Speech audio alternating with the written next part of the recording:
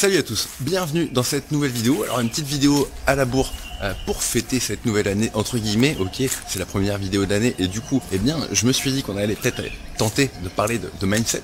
Ok, on va faire une vidéo mindset comme, eh bien, vous n'en avez pas trop l'habitude. Enfin, je ne pense pas. Et l'idée, voilà, c'est en gros quoi, c'est de vous expliquer quel est mon mindset et si vous avez vraiment besoin d'un mindset de tueur pour réussir. Ok, parce que eh bien on pourrait penser que oui, dans un certain sens peut-être, certainement, mais je veux vous expliquer dans quelle mesure je ne me retrouve absolument pas en fait dans toutes les vidéos de mindset qu'on peut voir sur le web. Voilà, j'aimerais bien, mais je n'y arrive pas. Donc je vais vous faire un petit listing de moi, comment je vis, comment je fais les choses, et vous allez voir que c'est plutôt intéressant par rapport à tous les repères que vous pourriez avoir sur le web.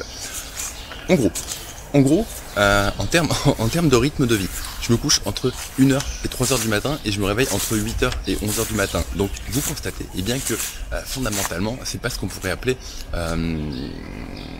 quelque chose de bien réglé. Ok, dans l'idée, je travaille jusqu'à ce que j'ai envie de travailler et ensuite le matin je me lève un petit peu quand j'ai envie de me lever. Ça c'est la base. Ok, j'ai essayé de travailler les choses pour essayer d'avoir quelque chose d'ultra organisé, mais ça ne fonctionne pas. Et à 36 ans, 37 ans, eh bien je me suis rendu à l'évidence, c'était pas fait pour moi. Ensuite, il faut noter un truc, c'est que je n'ai absolument aucune routine. Ok, donc l'un dans l'autre, ça peut être une source de entre guillemets souffrance, ok, parce que c'est souvent le bordel, mais voilà, je n'ai absolument aucune routine. Ok, tout ça il faut le mettre en rapport avec finalement quelqu'un qui malgré tout arrive à vivre largement du web. Ok, aucune routine. Donc si vous n'avez pas de routine, j'ai envie de vous dire peut-être que votre routine c'est de ne pas avoir de routine.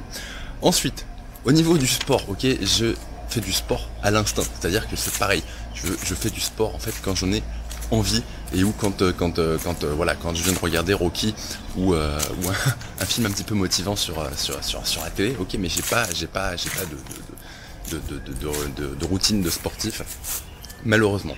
Ensuite, au niveau de la bouffe, je mange comme un sagouin. Enfin, c'est-à-dire que je suis un grand adepte du burger. Ok, j'ai essayé de taper dans tout ce qui était ici.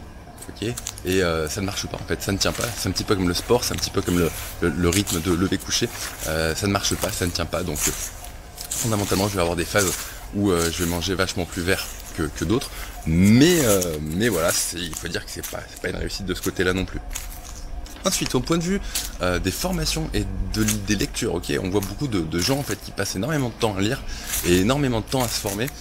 Je ne lis quasiment pas, ok, je n'aime pas lire, si ce n'est quelques articles de blog et si ce n'est quelques messages de membres de mon groupe Facebook, ok, auquel je réponds ensuite. Mais fondamentalement, c'est un truc que je déteste faire, et voilà. Et quand je lis un livre, en fait, j'en retire strictement rien.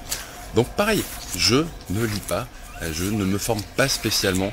La seule formation à laquelle j'ai vraiment adhéré et qui a changé beaucoup de choses pour moi, c'est celle que j'ai faite en 2011 avec Paul Sanchez.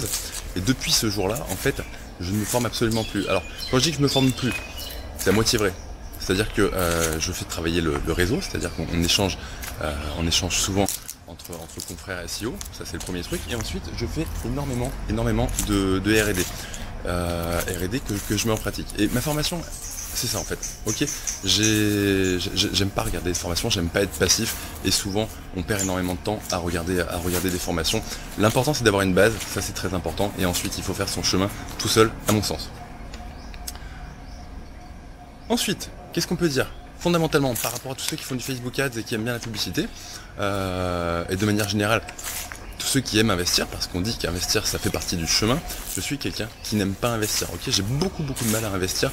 Voilà, c'est pas dans mon état d'esprit. J'aime bien savoir ce que mon argent devient, et à ce titre, pour le coup, le SEO correspond parfaitement à mon état d'esprit. C'est-à-dire que s'il n'y avait pas eu le SEO, et s'il avait fallu que je claque peut-être plusieurs milliers d'euros avant de devenir rentable en e-commerce, certainement je ne me serais jamais lancé. Ok, donc pour tous ceux qui se demandent finalement si le web ou le e-commerce, le dropshipping, c'est pour eux, dites-vous que le vecteur de trafic, la manière dont vous allez acquérir le trafic, et le fait que ce soit gratuit ou payant, ben, ça change énormément de choses. Ça peut changer des choses pour vous. Ok, donc typiquement, si pour moi, s'il n'y avait pas le SEO, s'il n'y avait pas eu le SEO, je ne me serais jamais lancé. Avec le temps et les années d'expérience, ça devient différent. Je suis prêt à claquer de l'argent pour de l'acquisition de trafic, mais voilà, c'était un point important à soulever.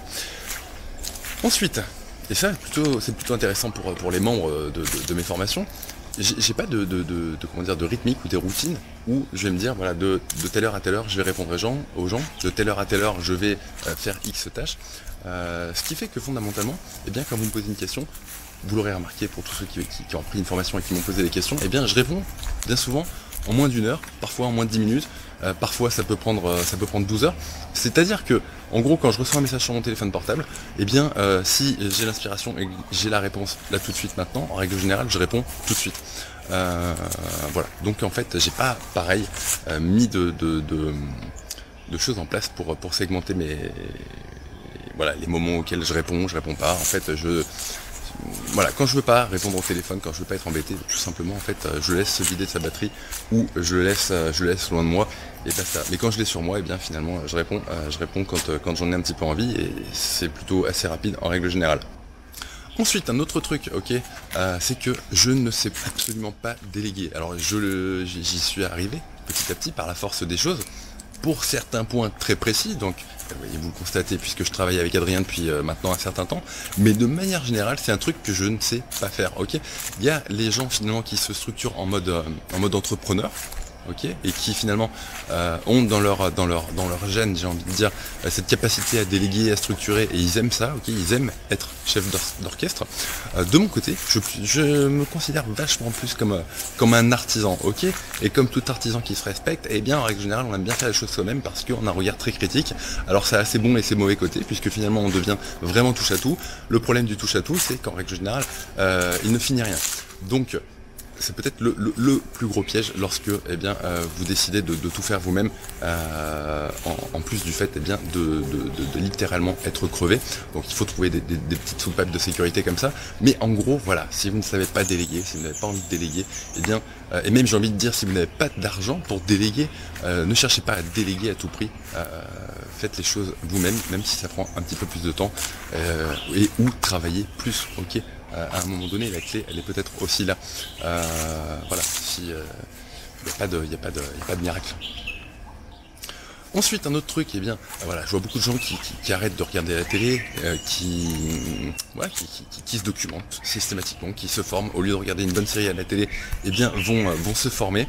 À titre perso, je suis un méga adepte de Netflix, ok, j'aime bien me foutre sur le canapé et regarder des films, en fait, tout simplement. C'est quelque chose, voilà, pareil, duquel j'ai énormément de mal à me passer. Et donc voilà, si vous êtes un adepte de Netflix, eh bien j'ai envie de vous dire, on est dans le même cas de figure. Donc est-ce que ça fait perdre du temps? Oui, ça fait perdre du temps. Est-ce que à un moment donné, c'est important de trouver du plaisir dans des choses qui n'ont aucun intérêt? Je pense que oui aussi.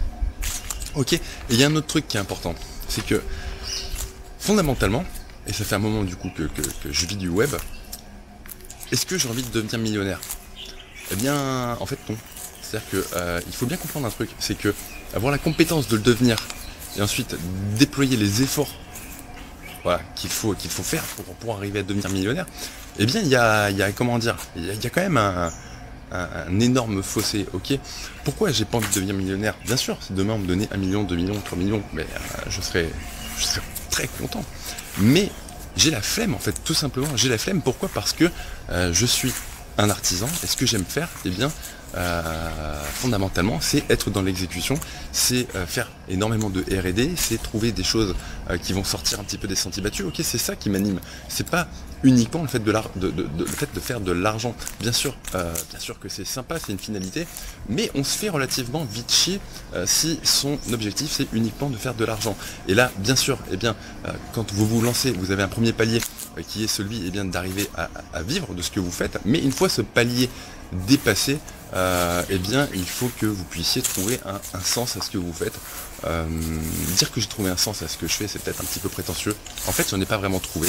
La seule chose en fait qui m'anime, ok, qui fait que eh bien je reste je reste sur le web. Finalement, c'est tout simplement, c'est un truc très très con, c'est la passion, ok. Et si vous avez la passion, eh bien, vous ne compterez pas vos heures de travail.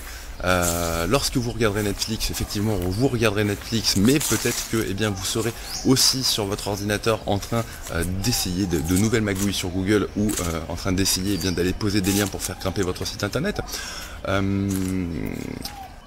Lorsque vous serez au sport, eh bien, vous allez penser à des nouvelles choses, ok, que vous allez pouvoir mettre en place dans votre business. C'est-à-dire que, voilà, quoi que vous fassiez finalement dans votre vie, comme vous êtes un passionné, et je vous le souhaite, c'est vraiment important, eh bien, vous allez être, comment dire, systématiquement un petit peu au boulot. Ok, est-ce que c'est bien, est-ce que c'est pas bien, j'en sais rien.